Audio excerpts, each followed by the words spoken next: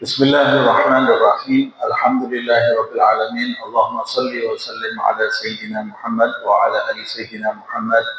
Nawaina ta'allum wa ta'lim wa tadhakkur wa tadhkir wa naf'a wal intifa' wal ifadah wal istifadah wal hath ala tamassuk bi kitabillah wa sunnati rasulih wa du'a ila al-huda wa dalalah ala al-khair ibtigha'a wajhillah wa mardatihi wa qurbihi wa thawabihi subhanahu wa ta'ala. Mari kita lanjutkan kajian kitab Risalatul Mu'awanah karya Al-Imam Abdullah ibn Alawi ibn Muhammad Al-Haddad. Di pertemuan yang lalu kita masih membahas mengenai adab-adab dalam kehidupan mengikuti adab Nabi Muhammad SAW yang dijelaskan melalui para sahabat, para tabi'in dan para ulama. Beliau mengatakan akhir pembahasan kita larangan terlalu banyak tertawa itu akhir pembahasan kita. Mengapa? Fa innahu yumitul qalba, karena banyak tertawa itu dapat mematikan hati. Kemudian di dalam majelis, ketika kita mengakhiri satu majelis, hendaklah kita mengucapkan subhanakallahumma wa bihamdika asyhadu an la ilaha illa anta astaghfiruka wa atubu ilaika. Faqad warada anna man qala dzalika ghufira lahu ma kana fi majlisihi dzalik. Di dalam sebuah riwayat disebutkan, siapa yang mengakhiri majelisnya dengan ucapan tadi, maka Allah Subhanahu wa taala akan mengampuni dosa-dosanya yang terjadi di majelis tadi. Kemudian kita lanjutkan. Qala al-muallif wa nafa'ana bihi fid dharain amin. Wa idza aradta an-nauma fattaji' ala jambikal ayman mustaqbilan lil qiblah ta'iban min jami'i dhunub 'aziman ala qiyamil lail qailan bismika Allahumma rabbi wa dha'tu jambi wa bismika arfa'uhu faghfir li dhanbi Allahumma qini 'adzabaka yauma tajma' ibadaka thalathan. Kemudian mengucapkan astaghfirullahaladzim alladzi la ilaha illa huwal hayyul qayyum wa atubu ilaih thalathan. Kemudian mengucapkan subhanallah salas wa salatin marrat walhamdulillah kadzalik wallahu akbar arba'an wa salatin. Kemudian lanjut kepada adab-adab tidur. Ketika kita hendak tidur, terdapat adab-adab dan sunnah Nabi Muhammad SAW. Hendaklah ketika kita tidur berbalinglah pada sisi badanmu yang di sebelah kanan, ala jambikal ayman. Ini sunnah ya. Pertama, kita berbaring di atas sisi kanan badan kita. Berarti jantung ada di atas, sebelah ini ada di kiri, ada di bawah. Pertama, meletakkan badan kita di atas sisi badan yang kanan. Kemudian yang kedua, mustaqbilan lil qiblah, dalam keadaan menghadap ke arah kiblat. Sunnah ya. Jadi di kanan, kemudian dada kita menghadap ke arah kiblat. Apa hikmahnya? Ya, hikmahnya kita selalu ingat kepada Allah Subhanahu wa Ta'ala. Kemudian ada berikutnya adalah taiban min jami'iz dzunub, bertaubat atas segala perbuatan dosa yang pernah kita lakukan, khususnya yang kita lakukan di hari itu, di hari pada saat kita malam harinya mau tidur. Jadi kalau bertaubat berarti kita juga diperintahkan untuk merenung terlebih dahulu apa yang sudah saya lakukan di hari ini, dari mulai saya bangun tidur sampai saya meletakkan lambung saya di tempat tidur. Apa kekurangan yang harus saya perbaiki yang sudah saya lakukan di hari ini? Apa amal taat yang tertinggal dari diri saya di hari ini? Jadi merenung itu, mengevaluasi diri itu bukan sekedar setahun sekali setiap malam Muharram gitu ya. Tapi Islam itu menganjurkan kita mengevaluasi diri kita setiap kita mau tidur di malam hari. Ketika semua sudah tertidur, kita menghadap ke arah kiblat di sisi kanan, kemudian kita merenung. Nah, menghisab diri kita. Disebutkan hasibu anfusakum qabla an tuhasabu. Hisablah diri kalian sebelum nanti kalian dihisab oleh Allah Subhanahu wa Ta'ala di hari kebangkitan. Nah, mengevaluasi diri itu setiap hari supaya kita mengalami percepatan, kualitas maju, meningkat kualitas kita setiap harinya di keesokan harinya, sampai kita menjadi hamba yang benar-benar taat kepada Allah Subhanahu wa Ta'ala dan berkualitas di sisi Allah Subhanahu wa Ta'ala. Kemudian ketika kita menemukan kekurangan baik di hari itu atau di hari-hari sebelumnya, hendaklah kita bertaubat kepada Allah Subhanahu wa Ta'ala. Apa tujuannya? Supaya kalau ruh saya itu tidak dikembalikan oleh Allah ketika saya tertidur, saya mati menutup usia saya dalam keadaan bertobat kepada Allah Subhanahu wa Ta'ala. Berapa banyak orang yang tidur tidak bangun-bangun lagi ya? Karena orang yang tidur itu kan rohnya dikeluarkan oleh Allah Subhanahu wa Ta'ala. Yang mau dibangunkan keesokan harinya dikembalikan lagi rohnya oleh Allah, baru dia bisa bangun. Nah, kemudian selanjutnya aziman ala qiyamil lail. Pada saat tidur itu setelah bertobat memiliki niat yang kuat. Azm itu bukan sekedar niat, tapi niat yang kuat di dalam hati bahwa dia akan bangun tahajud, bangun malam.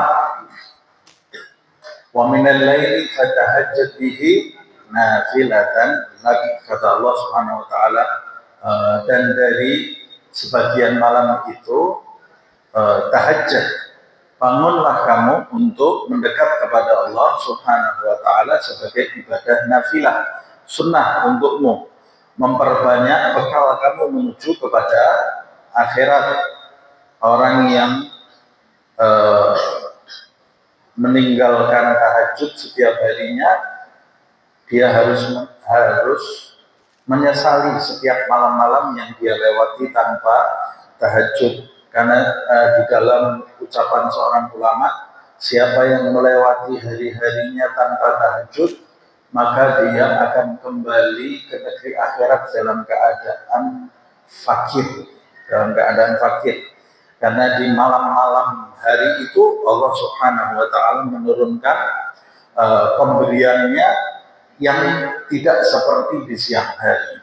Semoga Allah menjadikan kita termasuk ahli tahajud ini ya, menjadi hamba-hambanya yang senang qiyamul lail, menghidupkan malam. Siapa yang belum termotivasi, semoga oleh Allah Subhanahu wa Ta'ala diberi motivasi di dalam hatinya untuk menghidupkan malam-malam harinya dengan ibadah, bukan dengan TikTok dan sepak bola.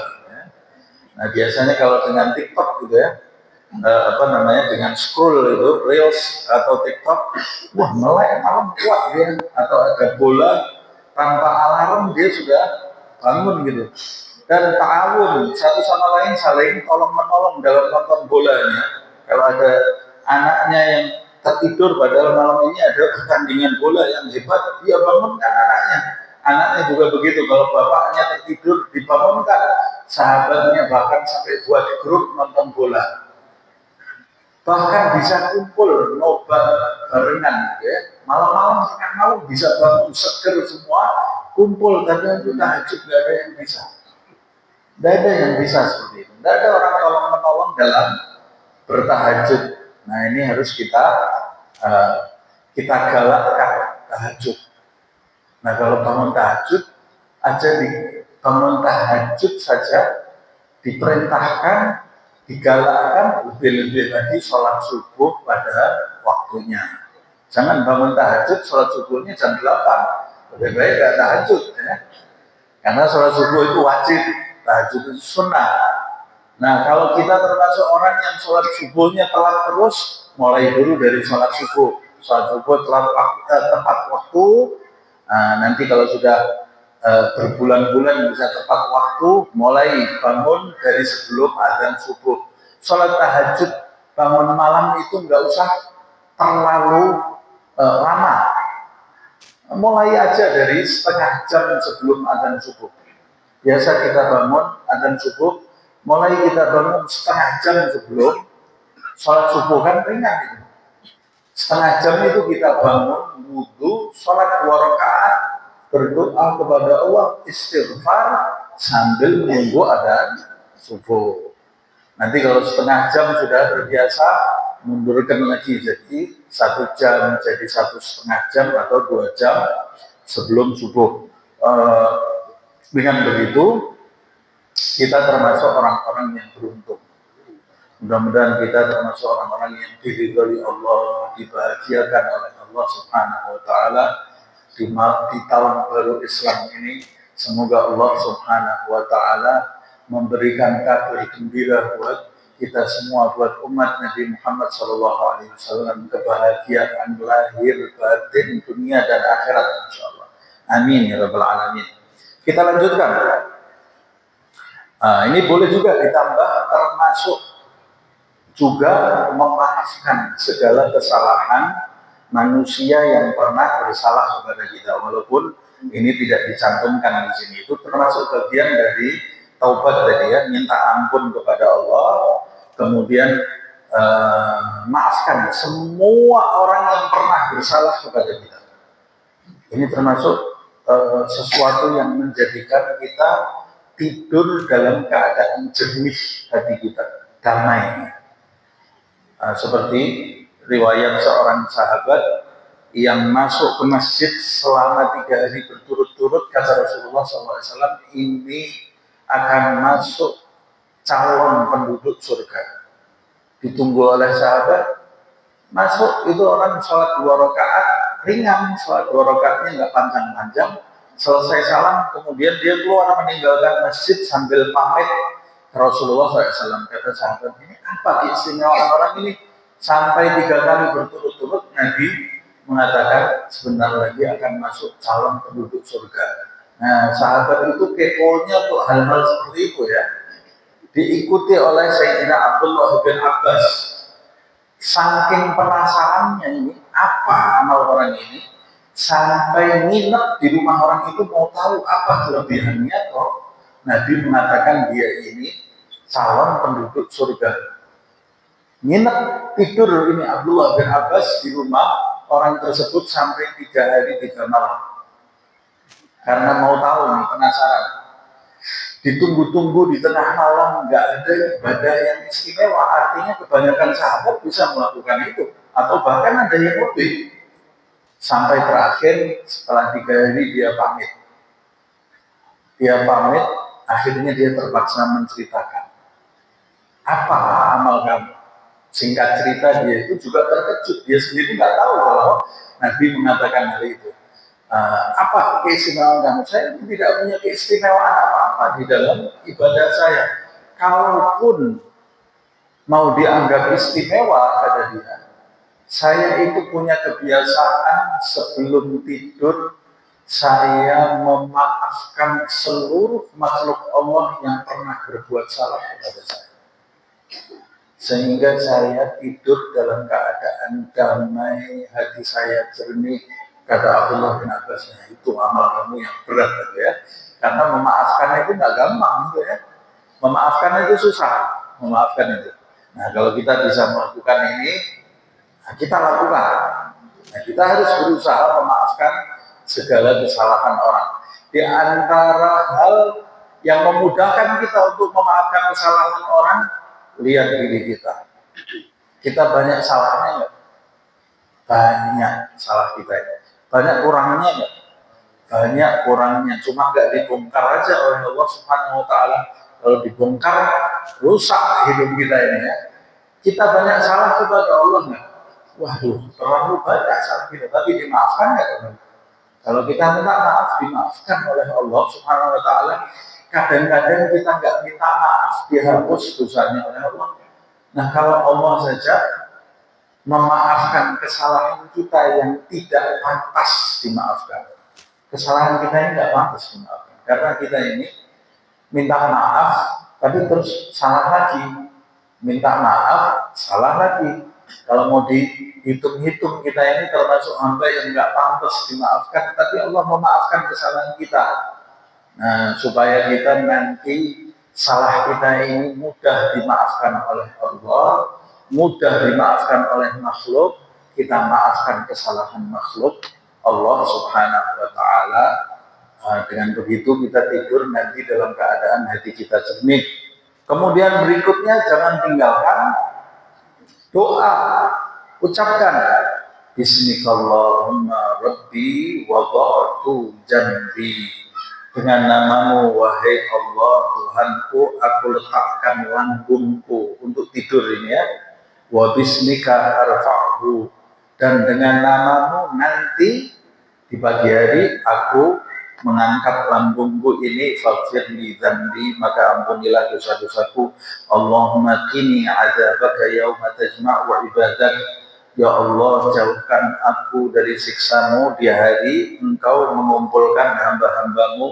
Ulangi doa ini 3 kali. Mengulang doa itu biasanya dilakukan supaya kita benar-benar merenungi makna dari doa yang kita baca. Kemudian ucapkan Astaghfirullahaladzim alladzi la ilaha illa huwal hayyul qayyum wa atubu ilaih 3 kali. Kemudian ucapkan Subhanallah 33, Alhamdulillah 33, Allahu Akbar 34 kali. Nah,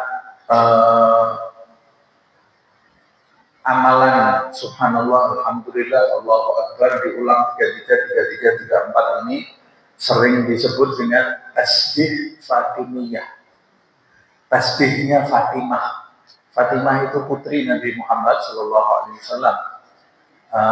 Suatu ketika Sayyidah Fatimah itu pernah mengadu kepada ayahnya Nabi Muhammad SAW tentang pekerjaan rumahnya yang berat. Capek dia kerja di rumah itu karena dia itu yang menggiling gandum sendiri, nggak ada peralatan seperti zaman sekarang ini ya. Dan kondisi rumahnya yang tidak mewah, tidak semuanya ada pada dia putrinya Nabi Muhammad SAW. Ngadu ke Rasulullah SAW tentang perihal rumahnya, pekerjaan rumahnya yang berat. Singkat cerita, Nabi itu tidak langsung menjawab, tapi di malam hari Nabi mendatangi rumah Fatimah. Rumahnya berdekatan dengan rumah Rasulullah SAW. Kalau sekarang ini rumahnya Aisyah dengan rumahnya Fatimah itu berdekatan, berdampingan. Kalau sekarang ini semuanya sudah masuk di area Masjid Nabawi, ya.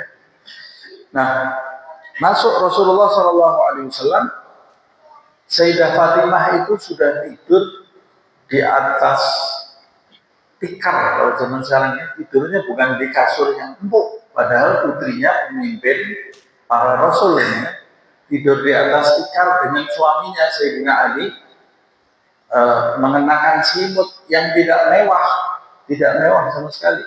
Kata Sayyidina Ali, waktu itu kami lihat Rasulullah masuk ke rumah kami, kita langsung mau bangkit karena yang datang Rasulullah SAW. Kata Rasulullah SAW, tetap di tempatmu, tidur aja, nggak usah bangkit. Jadi mereka berdua tidur gitu ya. Nabi itu kemudian duduk bersila di depan Sayyidina Ali dan Fatimah. Kata Sayyidina Ali, telapak kakinya Nabi itu mengenai dadaku sebelah kanan. Jadi mereka tidurnya perlempang, mengenai dadaku di sebelah kanan, dan aku rasakan dinginnya telapak kaki Rasulullah SAW, menunjukkan Nabi itu jalan tanpa alas kaki. Sederhananya Rasulullah SAW itu sederhana sekali. Kemudian Rasulullah singkat cerita berkata kepada mereka berdua, nih tidurnya menantu sama putrinya ini dalam keadaan tidur. Mau nggak aku berikan kepada kalian suatu amalan yang lebih baik daripada segala sesuatu mulai terbitnya matahari sampai tenggelamnya? Mau.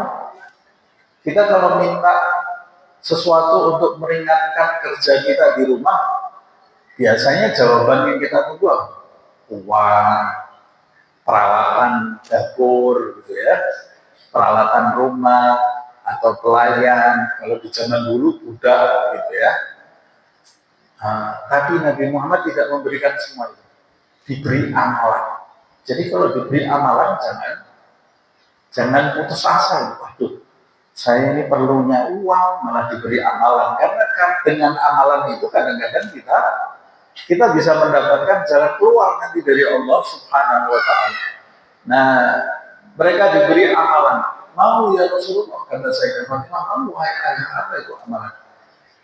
Sebelum tidur baca Subhanallah 33, Alhamdulillah 33, Allahu Akbar 34. Itu lebih baik daripada apa yang kamu minta, lebih baik daripada segala sesuatu terbitnya matahari sampai tenggelamnya matahari. Kalau dikumpulkan semua, diberikan kamu, masih lebih baik amalan ini.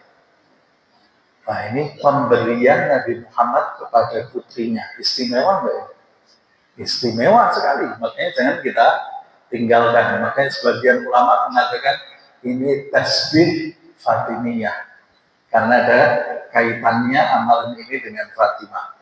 Kata Sayyidah Fatimah di dalam riwayat, aku setelah mengamalkan ini bangun tidur nggak pernah capek lagi, diberi kekuatan oleh Allah Subhanahu wa Ta'ala. Nah, ini zaman sekarang ini banyak orang yang mengeluh, ini saya kok lesu ya saudara, lesu, badan saya nggak punya tenaga, sudah minum vitamin juga tetap lesu badan saya ini, kaki saya juga nggak kuat, diajak jalan kemana-mana, kerja baru sebentar sudah ngantuk. Amalkan ini, amalan Nabi Muhammad SAW untuk putrinya Sayyidah Fatimah. Nah, kita lanjutkan. Walin naum adkar ghair hadhi fala taghfal anha. Dan untuk tidur, maksudnya pada saat kita mau tidur ada amalan-amalan yang selain amalan yang disebutkan di atas. Ini ringkasannya ya. Kalau kamu mau ringkas, amalkan ini, jangan tinggalkan ini ya. Tapi kalau mau, ada riwayat-riwayat lain, diantaranya membaca ayat kursi. Siapa yang sebelum tidur membaca ayat kursi dijaga oleh Allah dari gangguan setan sampai dia bangun tidur. Jangan tinggalkan ayat kursi. Ajarkan kepada anak-anak kita, kepada pasangan hidup kita. Kemudian membaca Al-Ikhlas 33, Al-Ikhlas 3 kali, Al-Falaq 3 kali, dan An-Nas 3 kali. Biasanya ada juga yang mengamalkan Al-Fatihah, Al-Ikhlas 3, Al-Falaq, An-Nas 3, kemudian membaca Al-Fatihah, Alif Lam Mim 5 ayat, surat Al-Baqarah itu awal 5 ayat, kemudian ayat kursi, dan ditutup 2 ayat terakhir surat Al-Baqarah, Amanar Rasul. Amanar Rasul. Boleh juga kita kalau mau mengamalkan itu. Nah, ada lagi ulama yang mengajarkan membaca Bismillahirrahmanirrahim 11 kali. Ada juga yang mengajarkan membaca laqad ja'akum rasulun min anfusikum azizun 'alaihi ma 'anittum harisun 'alaikum bil mu'minina raufur rahim. 11 kali. Ini ajaran ulama, boleh dibaca, boleh enggak usah. Kalau bacaan terus lama-lama saya nggak tidur ya, terlalu banyak bacaannya. Ya udah yang kita sanggup aja, yang kita sanggup. Ya. Memang ulama itu suka amalan, jadi dia tidurnya itu syarat untuk mengamalkan amalan tidur gitu ya. Kalau kita tidurnya kan wajib, amalannya yang syarat. Gitu. Terbalik. Wala tanam illa ala taharatin. Jangan kamu tidur kecuali dalam keadaan suci. Dalam keadaan suci. Nah, supaya kalau kamu wafat dalam keadaan suci. Kalau kamu takut lupa, habis sholat isya, gitu ya, habis sholat isya, sholat sunnah, kamu duduk dengan teman-teman atau dengan keluarga, kemudian makan malam, habis itu wudhu langsung, wudhu niatkan untuk tidur, supaya nanti kalau terlupa kamu sudah wudhu gitu ya. Nanti kalau batal Ustaz, mau tidur wudhu lagi. Tapi kalau sudah tidur, sudah mau tidur di tempat tidur, ternyata itu batal, ya sudah tidur aja semuanya. Kalau kamu sanggup, ya sucikan lagi, wudhu lagi, kemudian tidur. Ini kalau saya wudhu terus Ustaz, saya nggak tidur, ya sudah, pokoknya kamu niat wudhu untuk tidur, niat wudhu menyucikan diri kamu dari hadas kecil dan hadas besar. Nah, kalau hadas kecil saja disunahkan kita menyucikan diri dari hadas kecil, apalagi hadas besar. Jangan tidur dalam keadaan berhadas besar. Kalau kita dalam keadaan berhadas, sebelum kita tidur, lebih baik kita mandi besar terlebih dahulu, baru kemudian tidur. Karena orang yang dalam keadaan janabah, jiwanya itu terbuka untuk diganggu oleh setan. Orang yang dalam keadaan janabah, malaikat menjauh darinya. Kalau malaikat menjauh, yang datang siapa? Setan yang datang. Nah, makanya jangan tidur dalam keadaan berhadas besar. Ustaz, ini malam-malam terakhir ini dinginnya luar biasa, Ustaz. Kalau saya mandi, saya bisa sakit. Kalau kamu tidak mampu mandi di malam hari, minimal kalau kamu dalam keadaan berhadas besar, masuk ke kamar mandi, buang air kecil, bersihkan pada kubulmu, kotoran pada kubulmu, istinja, setelah itu berwudu. Minimal kamu berwudu, baru kemudian tidur, nanti mandi besarnya setelah bangun tidur. Orang yang dalam keadaan hadas besar, makruh dia makan, minum, tidur, dimakruhkan ya, dimakruhkan. Selanjutnya, wal ya'khudka nawman wa anta ala dzikrillah ta'ala. Hendaklah tidur itu merenggut kesadaranmu pada saat kamu itu mengulang-ulang zikir.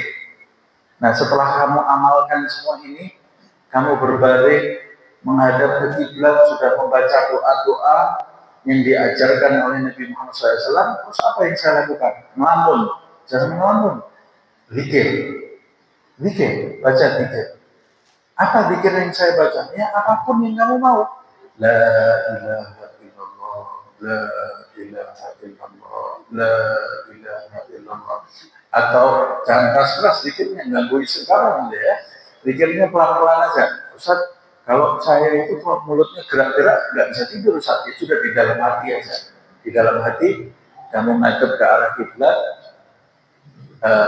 hati kamu menyebut la ilaha illallah, la ilaha illallah, la ilaha illallah. Atau Ustaz, kalau la ilaha illallah susah, Ustaz, saya nggak bisa tidur. Ya sudah, Allah, Allah, Allah, Allah. Nanti saya pikiran, oh enggak, pikiran kamu tambah fokus nanti.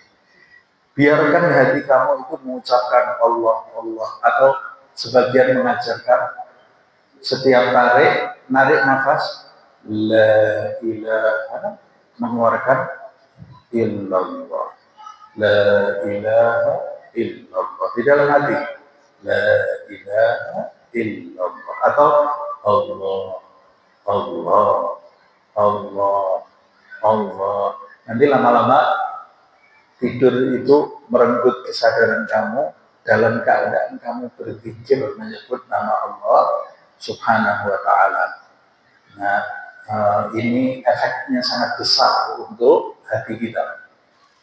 Karena segala sesuatu yang diulang-ulang, para psikolog aja sekarang mengatakan kalau mau memasukkan nasihat kepada anak, bisikkan ketika dia mulai mau tidur. Itu masuk ke dalam alam bawah sadar dia, sehingga nanti itu yang sering diingat-ingat oleh alam bawah sadarnya. Nah, kita ketika mau tidur, yang kita ingat-ingat nama Allah Subhanahu wa ta'ala, supaya nama Allah itu kuat di dalam jiwa kita, hadir nama Allah Subhanahu wa ta'ala. Kalau saya sukanya sholawat, nggak apa-apa. Pokoknya zikir, sholawat itu termasuk zikir. Ada sebagian orang ketika mau tidur, dalam hatinya Allahumma sholli ala sayyidina Muhammad wa ala ali sayyidina Muhammad, terus bersolawat kepada Rasulullah SAW sampai dia tidur dalam keadaan bersolawat. Bagus juga, karena satu kali sholawat turun 10 rahmat Allah Subhanahu wa ta'ala. Wala tata'awadin naum ala al-firash al-wati'ah. Janganlah kamu biasakan tidur di atas kasur yang empuk. Waduh, ini semua susah ini. Kita semua cari kasur yang empuk gitu ya. Tapi ternyata kasur yang terlalu empuk itu nggak baik buat badan kita.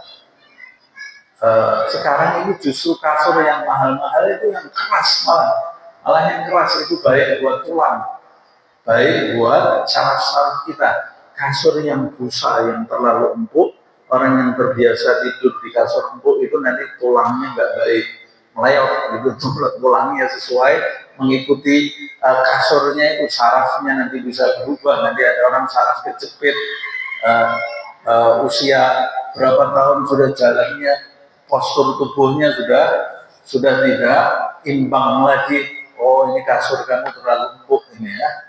Nah, kalau zaman dulu orang kuat-kuat, kamu tidurnya di atas tikar semuanya, kasurnya keras gitu ya. Orang zaman sekarang baru pikir kembali lagi di zaman dulu, cari kasur yang keras-keras, yang empuk-empuk gitu ya, itu merusak postur tubuh.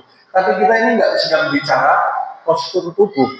Kasur yang terlalu empuk itu di samping merusak postur tubuh kita, orang yang tidur di kasur empuk itu mengundang rasa malas. Terlalu nyaman tidurnya ya, terlalu nikmat tidurnya, sehingga nantinya tidur yang sebenarnya cuma sebagai sarana untuk istirahat. Manusia kan perlu istirahat. Tidur itu kita lakukan karena memang kita itu perlu istirahat. Kita bukan malaikat, perlu tidur kita ini ya. Karena kasurnya terlalu nikmat, tidur itu bukan jadi istirahat lagi, jadi pemuas nafsu. Kita tunggu-tunggu kapan waktunya tidurnya. Wah, ini sebentar lagi tidur, ini nikmat ini tidurnya. Kita tunggu-tunggu. Kalau sudah kita tunggu-tunggu berarti kita menikmati tidur. Bukan tidurnya nikmat. Kalau tidur nikmat itu nggak ada masalah. Tapi ini menikmati tidur. Menikmati, kalau sudah menikmati tidur, dari mana mau bangun? Itu mendukung syahwat kita, mendukung hawa nafsu kita ya. Kita dapati dulu ulama-ulama yang punya kedudukan tinggi di sisi Allah Subhanahu wa taala. Ada beberapa guru kita pergi dakwah. Kalau orang pergi dakwah diundang di luar pulau atau di luar kota, ustadznya dibukakan kamar, tempat tidurnya kan yang bagus-bagus ini. Besok mau dakwah gitu ya. Nah, tapi kita dapati guru kita itu dibukakan kamar, tempat tidurnya empuk. Kita lihat nikmat sekali di tidurnya. Ketika bangun malam, masuk ke kamarnya, kita lihat dia tidurnya di lantai. Tempat tidurnya empuk, dia tidurnya di lantai. Ditanya oleh sebagian murid, Ustaz, kenapa tidurnya di lantai? Ya, saya takut kalau tidur di situ saya nggak bisa bangun tahajud. Nah, ini zaman sekarang jarang sekali ya orang seperti itu. Zaman sekarang kalau nggak dikasih tempat tidur, marah dia, marah. Nah, mudah-mudahan Allah Subhanahu wa taala menundukkan hawa nafsu kita insyaallah. Ustaz, masa tempat tidur di rumah saya harus saya buang semua? Ya udahlah, yang penting tidur, lakukan amalan ini. Kalau bisa cari tempat tidur jangan yang nikmat banget gitu ya. Nanti mengundang nafsu kita untuk menikmati tidur sehingga susah kita bangun tahajud, karena kan kita tidak diciptakan untuk tidur. Kita diciptakan untuk ibadah oleh Allah Subhanahu wa taala. Fayad'uka dzalika ila kasratin naum wa tarkal qiyam bil lail. Tempat tidur yang terlalu empuk itu nanti mengajakmu untuk banyak tidur dan meninggalkan bangun malam. Kalau kamu meninggalkan bangun malam, hidupmu kamu isi banyak tidur, faya'dum huznuka wa tahassuruka idza ra'aita ma a'addallahu lil ghaimin. Kalau hidup ini sudah kamu isi dengan tidur, banyak tidur, setiap hari ketinggalan tahajud, nanti ketika kamu lihat di kemudian hari di akhirat apa yang sudah disediakan, pahala kenikmatan yang disediakan Allah untuk orang-orang yang qiyamul lail, kamu akan memiliki kesedihan dan penyesalan yang besar sekali. Ya Allah, kenapa dulu di dunia saya beli tempat tidur yang empuk-empuk gitu ya? Kenapa tempat tidur saya itu terlalu nikmat? Akhirnya saya nggak bisa bangun tahajud. Sedih kamu nanti. Jangan sampai kamu sedih nanti di akhirat. Nah, caranya di dunia ini kamu banyak-banyak bangun tahajud. Waqad qala alaihi salatu wassalam, Rasulullah SAW bersabda, yuhsyarun nasu fi sa'idin wahid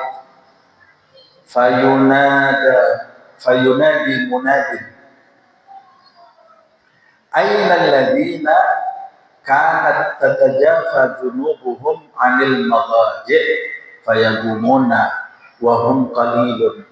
Lihat ya, dalam sebuah riwayat Rasulullah SAW bersabda, nanti manusia itu akan dibangkitkan di satu lokasi, di satu tempat. Fayunadi munadun, seorang penyeru nanti menyeru, nanti diseru orang-orang itu. Ada sebuah seruan gitu ya. Mana orang-orang yang dulu ketika di dunia menjauhkan lambungnya dari tempat tidur. Maksudnya orang-orang yang bangun di tengah malam untuk ibadah. Fayaqumun, lalu orang-orang yang dulunya sering qiyamul lail itu bangun karena dipanggil. Mereka bangun, tapi kata Rasulullah, wa hum qalilun. Mereka itu jumlahnya sedikit. Mudah-mudahan kita tergolong yang sedikit ini, insyaallah ya. Amin. Mereka itu jumlahnya sangat sedikit. Terus apa yang terjadi? Fayadkhulunal jannata bighairi hisab. Lalu mereka dipersilahkan masuk ke surga tanpa perhitungan, tanpa dihisab. Nah ini 2 rakaat. Minimal 2 rakaat. 2 rakaat. Bangun malam, ya. 2 rakaat. Nah, saya katakan tadi, walaupun setengah jam sebelum azan subuh.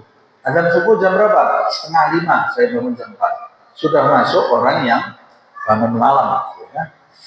Wa qala alaihi salatu wassalam, Rasulullah SAW bersabda, qala Ummu Sulaiman ibn Dawud alaihi salam lahu, ibunya Nabi Sulaiman.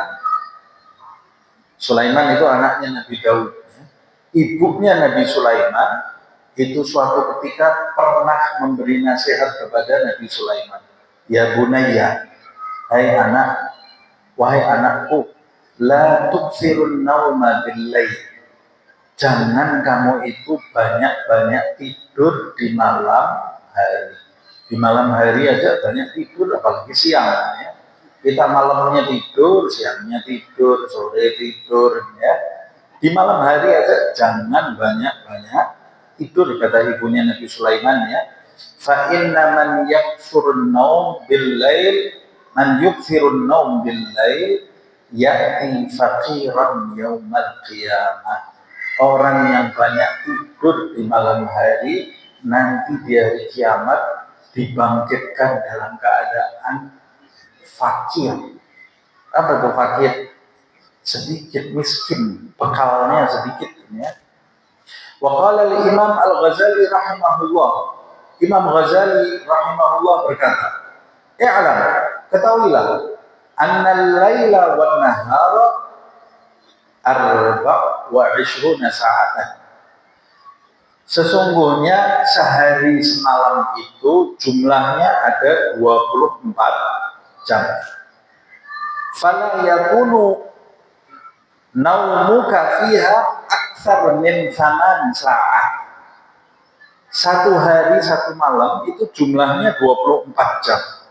Makanya kata Imam Ghazali, alangkah baiknya kalau tidurmu di malam hari itu tidak lebih dari 8 jam. Jangan lebih dari 8 jam.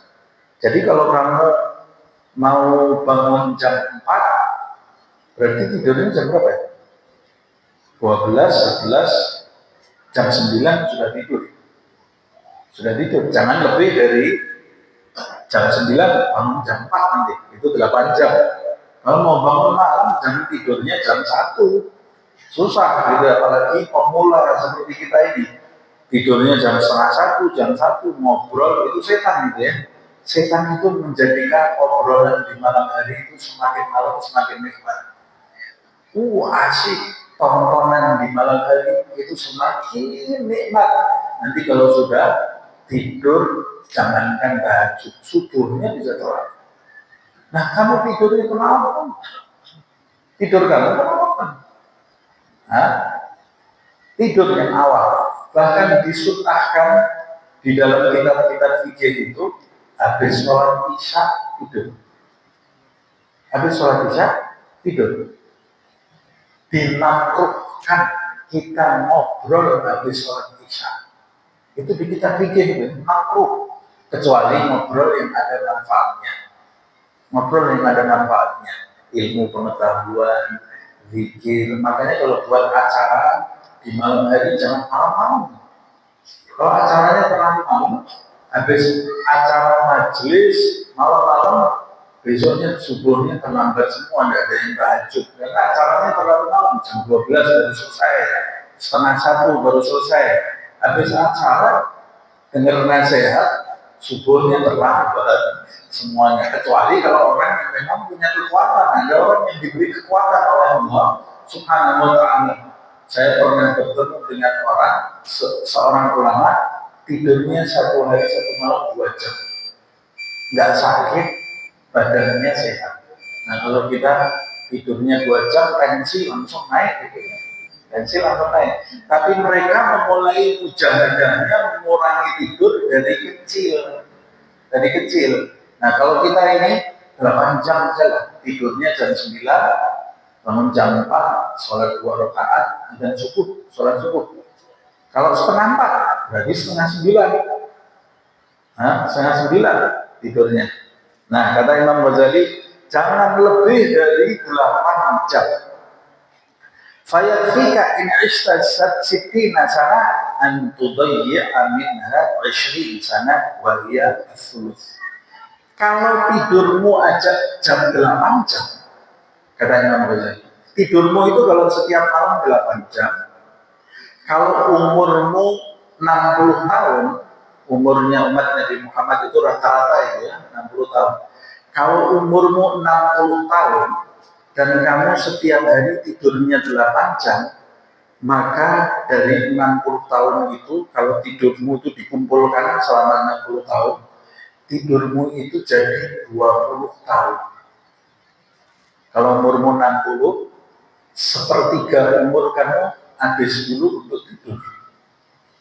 Untuk tidur, kalau tidurmu 8 jam. Gitu ya. Padahal tidur kita kadang-kadang 10 jam. 12 jam ya. Seperti yang saya sebut tadi, malam tidur, siang tidur, sore tidur, habis umur kita untuk tidur. Padahal kita diciptakan kan bukan untuk tidur, tapi untuk beribadah kepada Allah Subhanahu wa Ta'ala. Sedikit ini ya, saya lanjutkan sedikit. Wa mata ta'dur 'alaika fi ba'dil mawadhi' al-jam'u baina at-tayammum wal istiqbal. Kalau engkau kapanpun engkau pada situasi engkau ini kesulitan kalau mau mengumpulkan 2 sunnah, tidur lambungmu yang kanan ini di bawah dan menghadap kiblat, kan sunnah sisi kanan kamu di bawah, yang kedua menghadap kiblat. Tapi kalau kamu sulit menggabungkan keduanya, artinya kalau saya menghadap kiblat, saya harus tidur di sisi kiri karena posisi ruangannya nggak bisa itu ya. Atau kalau saya tidur di sisi kanan, saya harus membelakangi kiblat. Bagaimana nih? Kalau kamu berada dalam situasi seperti ini, fanim ala yaminik, maka pilihlah tidur tetap sisi kanan kamu ada di bawah, walaupun kamu harus membelakangi kiblat. Ini yang lebih afdal kamu pilih, tapi usahakan la tastajiril kiblat. Kamu usaha dulu supaya kamu tidur sisi kanan kamu di bawah, dan usahakan supaya tidak membelakangi kiblat. Tapi kalau nggak bisa, ya sudah, mau nggak mau membelakangi kiblat. Wa idza ghasaqta bil bittijarika al-istirahah dunan naum fala ba'sa an tattaji' alal aysar. Tapi kalau kamu itu tujuannya bukan tidur, cuma istirahat aja, cuma baring-baring aja, tidur-tiduran gitu ya, maka tidak masalah kamu itu tidur sisi kiri kamu ada di bawah, sisi kanan kamu di atas. Kalau cuma mau istirahat, umpamanya sebelum tidur ngobrol dulu sebentar, nah itu nggak apa-apa, sisi kiri kamu ada di bawah. Ketika sudah siap mau tidur, berbalik, sisi kanan kamu ada di bawah. Wa fin naum waqtul qayyula ma'una ala jamil lail fa'alaika bihi. Dan untuk tidur ini ada waktu tidur qayyulah namanya. Qayyulah itu sedikit. Kapan itu? Tidur di siang hari. Di siang hari itu maksudnya di waktu duha. Atau kalau tidak bisa duha, ya sudah di siang hari. Tidur qayyulah. Qayyulah itu artinya sebentar. Dari kata qalil. Qalil. Jangan 4 jam. Kalau 4 jam namanya bukan qayyulah, tapi qayyurah gitu ya. Banyak itu namanya kathir gitu ya. Qayyulah itu setengah jam gitu. Tidur di siang hari setengah jam, kata Imam Ghazali, itu kata Abdullah bin Haddad, itu membantu kamu bangun tahajud. Di siang hari setengah jam saja itu nanti membantu kamu bangun sholat tahajud. Jadi tidur qayyulah untuk sholat tahajud itu seperti sahur untuk puasa. Sahur untuk puasa itu sangat membantu. Orang yang tidur Qailulah tapi tidak sholat tahajud sama seperti orang sahur tapi tidak puasa, gitu ya. Karena qailulah ini hanya disunahkan untuk orang yang biasa tahajud. Kalau nggak biasa tahajud nggak disunahkan. Dan qailulah ini tidur yang paling dibenci setan. Setan paling benci kalau lihat manusia tidur sebentar di siang hari dengan tujuan dia mau bangun tahajud. Maka galakkan tidur siang, ya, sebentar aja, sebentar, banyak-banyak. Nah, wallahu a'lam. Soal nanti insya Allah kita lanjutkan lagi di pertemuan yang akan datang. Ya Rabbana a'tarafna bi anna naqtarafna wa annana asrafna ala ladha asrafna fatub alaina tawbah taghfir li kulli hawba wastur lana al-awrati wa amin ar-rawati waghfir li walidina Rabbi wa mauludina wal ahli wal ikhwani wa sa'iril khillani wa kulli dhi mahabba aw jiratin aw suhba wal muslimina ajma' amin Rabbi isma' fadlan wa judan manna la biktisabin minna bil mustafa rasuli nahba bi kulli suli بالمصطفى الرسول نحظى بكل سول بالمصطفى الرسول نحظى بكل سول صلى وسلم ربي عليه عد الحب وآله وصحبه إحداد طش الصحب والحمد للإله في البدء والثناء سبحانك اللهم وبحمدك أشهد أن لا إله إلا أنت أستغفرك وأتوب إليك سبحان ربك رب العزة عما يصفون وسلام على المرسلين والحمد لله رب العالمين.